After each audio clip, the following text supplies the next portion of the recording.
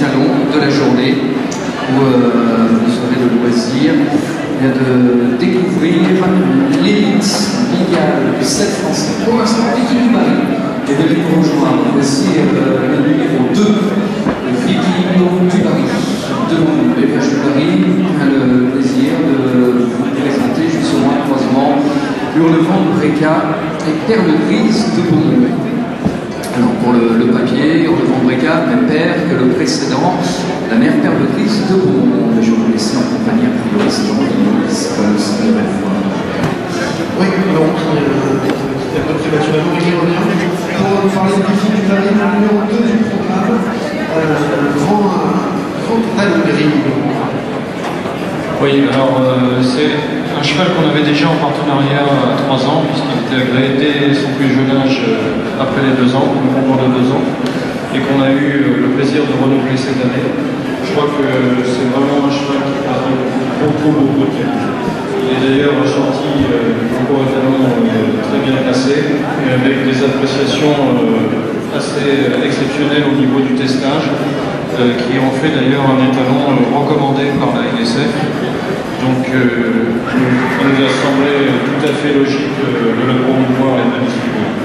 Alors vous parlez de ses qualités, vous comptez ses qualités. Qu'est-ce qui a été remarqué justement chez ce Viking du Barry? C'est déjà un cheval qui présente énormément de force, une locomotion assez exceptionnelle, de la souplesse malgré tout, et puis un très beau modèle. Donc ça fait déjà beaucoup de qualité pour un cheval. Est-ce qu'on peut revenir très rapidement sur le papier de ce cheval, de ce Viking?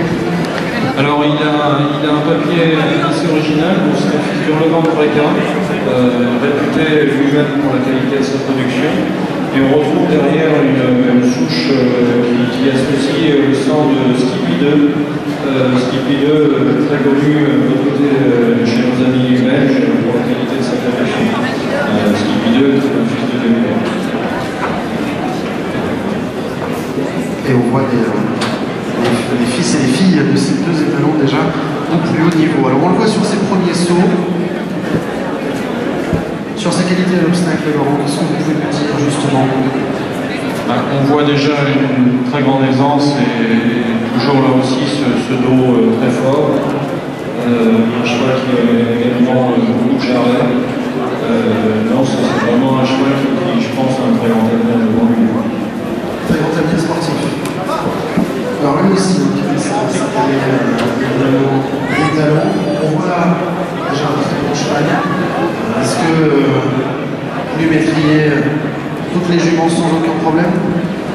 Alors c'est effectivement un cheval qui a un certain cadre et je pense que c'est appréciable aujourd'hui d'avoir encore des étalons qui ont du cadre, puisque la jumenterie s'allège quand même progressivement. Malgré tout, il a beaucoup de sang.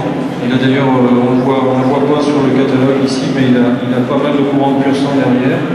Et c'est un cheval très actif, hein, donc là aussi je pense qu'un large panel de juments convient. Peut-être des juments quand même pas trop importants, mais en tout cas il amènera du sang de toute façon. Et en termes de conditions d'utilisation pour Viking du Barry? Alors lui sera distribué en semences fraîches à partir du centre technique des Pieux, et il est au tarif lui aussi de 0 plus 500 km, 500 € pour lui. Et évidemment plus de détails sur ces conditions d'utilisation sur le stand de France A. Et puis, comment ça va? Avec les images que vous avez regardées, vous l'avez en live sur la scène, bien sûr, de sa cavalière, vous l'avez en liberté sur l'écran géant qui vous permet justement d'apprécier son geste d'obstacle. Je vous rappelle que vous êtes donc dans cette touche maternelle, comme vous l'a rappelé Laurent Vignon, Rosé du Barry, Topé du Barry, Astérix du Barry, hein, qui pour certains sont partis chez Peter Charles, d'autres qualificatifs, quand il 5e qualificatif des étalons l'année passée, puis Viking, les gens parce qu'il était 6e du championnat de France en 2011, il est même de 200, je crois des 7 français, il était 7e de